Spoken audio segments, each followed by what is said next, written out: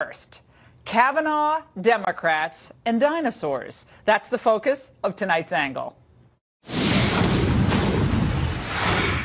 Watching the reaction of Democrats to the nomination of Brett Kavanaugh to the High Court is likely to give you ulcers. Their anger and unhinged rants are one part dystopian drama, one part just plain old sour grapes.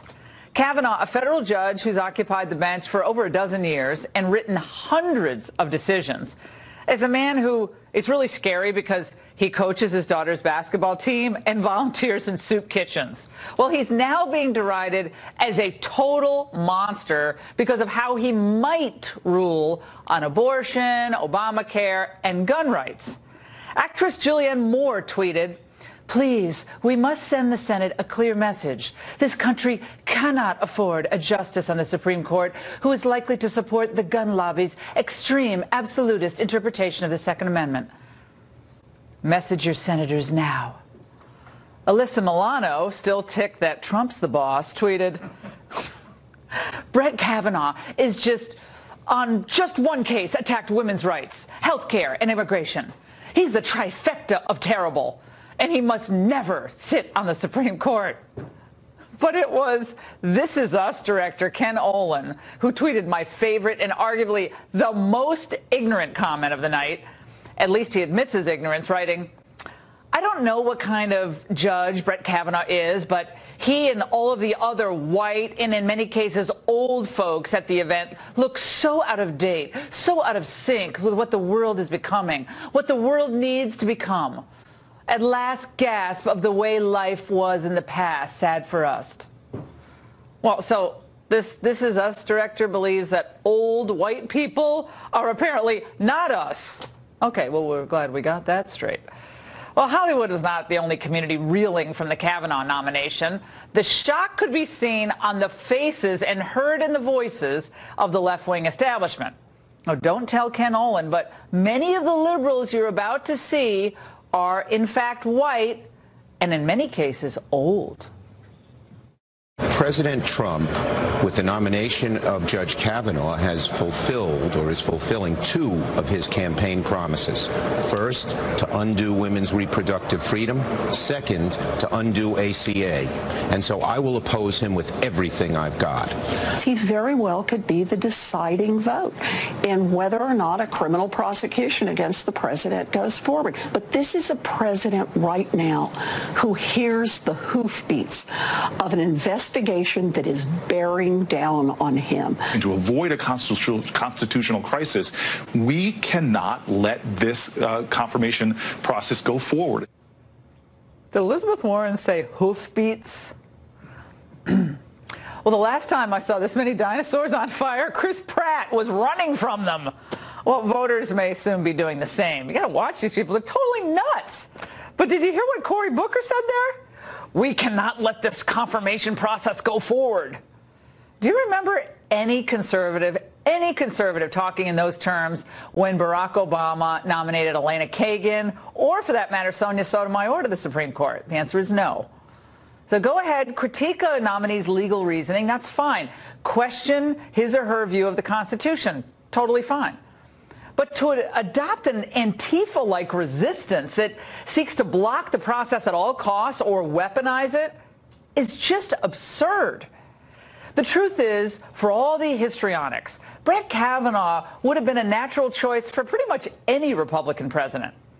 He served on the second most important court in the country for more than a decade and is widely respected in legal circles. And he's widely liked, by the way, among Democrats and Republicans, Democrat appointees and Republican. And his nomination to the High Court, it's hardly a radical change. In 81 years, think about this, only 3 men have held this seat: Justice Hugo Black, Justice Lewis Powell, and Justice Anthony Kennedy. Now, Justice Thomas replacing Thurgood Marshall. Now, that was a big swing, but this is basically a slightly more conservative nominee replacing a generally conservative justice in Anthony Kennedy. The big change is that for the first time, though, since the 1930s, the court could have a reliable conservative majority. That's big. And this partially explains why some Democrats are just going completely bonkers today. To block Kavanaugh, Dems are even trotting out a new tactic. I loved seeing this unfold today. They now want to force nominees to answer how they would rule on hypothetical cases. Now, this is all meant to pin down a nominee on hot-button issues. Here's Senator Richard Blumenthal.